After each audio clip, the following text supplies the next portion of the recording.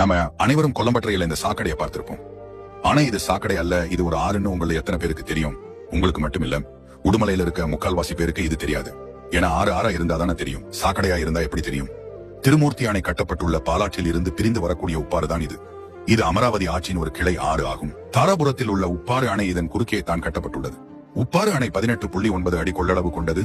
சுமார் 455 ஏக்கர் பரப்பளவில் 6060 ஏக்கர் விவசாய நிலங்கள் பாசன வசதி பெறும் வகையில் கட்டப்பட்டுள்ளது. தளி, உடுமலை நகரம், சின்ன வீரம்பட்டி, பெரியப்பட்டி, மாரப்பாளையம், கள்ளிவலசு, உப்பாறு அணை, வரப்பாளையம், நஞ்சியம்பாளையம், வடுகபாளையம் வழியாக பயணித்து அமராவதி ஆற்றின் கலக்கிறது. இன்று திருமூர்த்தி அணையில் போதுமான அளவு தண்ணீர் இல்லாத காரணத்தினால் உப்பாறில் தண்ணீர் திறந்து விடுவதில்லை.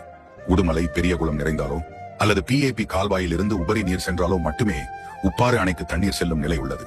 இதற்கு ஒரே தீர்வு பல ஆண்டு காலமாக நிறைவேற்றப்படாமல் இருக்கும் ஆனைமலை நல்லாறு திட்டம் நிறைவேற்றப்பட்டால் மட்டுமே. ஆனைமலை நல்லாறு திட்டத்தை பற்றி இன்னொரு பதிவில் காண்போம். பொதுவாக நமது உடுமலை பகுதியில் உள்ள பிரசித்தி பெற்ற மாரியம்மன் கோவில்களில் ஆற்றங்கரை படுகையில் தான் இருக்கும். குளமம் கோட்டை மாரியம்மன் அமராவதி ஆற்றுப்படுகையில் உள்ளது. கட்டளை மாரியம்மன் சின்னாறு ஆற்றுப்படுகையில் உள்ளது. தளி மாரியம்மன் உப்பாறு ஆற்றுப்படுகையில் உள்ளது. அதே போல்தான் உடுமலை மாரியம்மன் இதே உப்பாற்றங்கரையில் உள்ளது. ஆனால் இன்று அதற்கான எந்த ஒரு தடயமும் இல்லாத அளவிற்கு உப்பாற்றின் நிலை கவலைக்கிடமாக உள்ளது. தற்போது உப்பாற்றில் உடுமலையை சுற்றியுள்ள குளங்களுக்கு தண்ணீர் கொண்டு செல்ல மட்டுமே பயன்படுகிறது. இப்படி திருமூர்த்தி அணையில் இருந்து செழிப்பாக வெளியே வரும் உப்பாறுதான் உடுமலை நகரில் இப்படி சாக்கடையாக உள்ளது. இந்த நிலை மாறுமா என்று தெரியவில்லை.